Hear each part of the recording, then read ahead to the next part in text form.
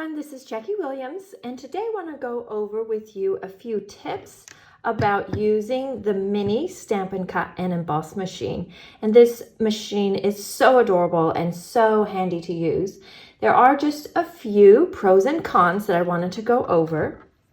First, the pros of having a mini machine as well as the larger machine is the mini one is really great for transporting if you go to crops or classes. It's also really nice to have right on your work table in your craft room or wherever you do your crafting.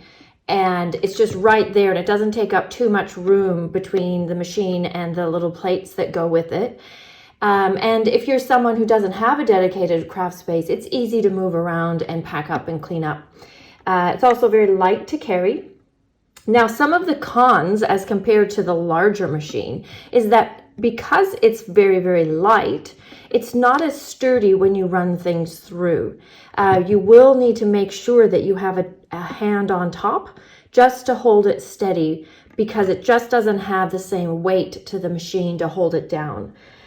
On that same note, it doesn't grip the table quite as well. It does have these little grip pads at the bottom, but simply because the machine doesn't have the weight on top of it, it doesn't stick to the table as well. But holding your hand on top and putting a little weight on that as you run things through does remedy that just fine. Now let's go through how to use the plates. So of course it opens up into these little beds.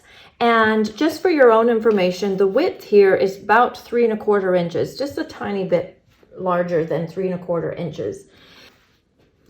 This white plate that all comes with the machine, this is your base plate. And you see how thin it is compared to the quite thick one that goes through the standard machine. So I've highlighted on here that this is to use with your thin dies, and this is not your cutting surface.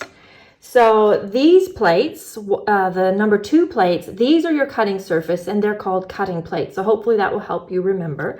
So you need 2 of those. You need one on top of the base plate, and then you'll need your cardstock and your die, and then you need another cutting plate on top. As mentioned in my video about the large machine, you always need a plate on top of your dies or paper or whatever you're putting through, because you never want to have anything but a plate running up against those rollers just to protect your tools.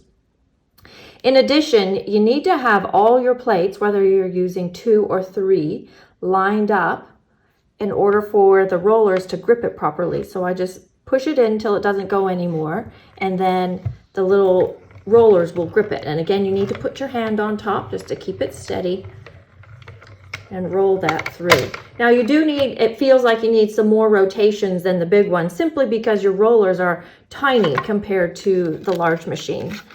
And then it just cuts quite beautifully, as you can see.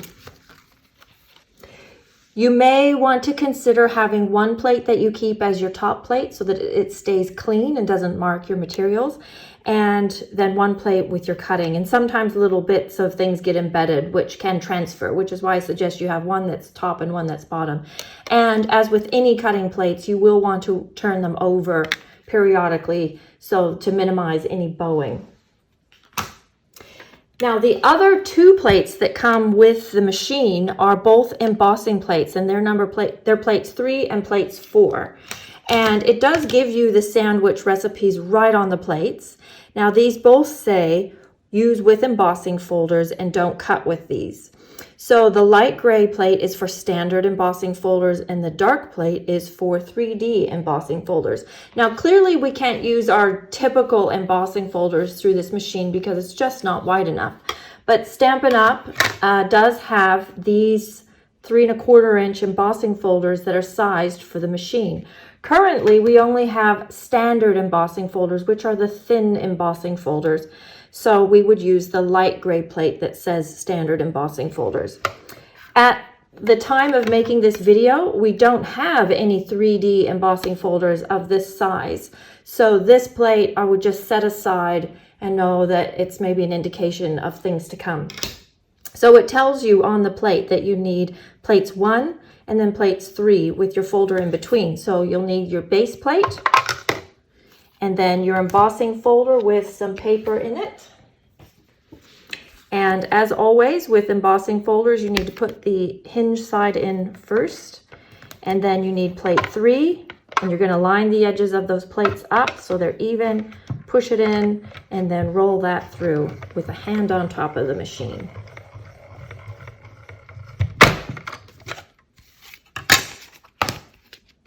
And then, as you can see, it comes out beautifully, just as in the standard embossing machine. So I hope that's useful for you. And as mentioned, the machine comes with all of the plates that I've used, so you've got everything there that you need to get started. If you have any questions or comments, please leave them below.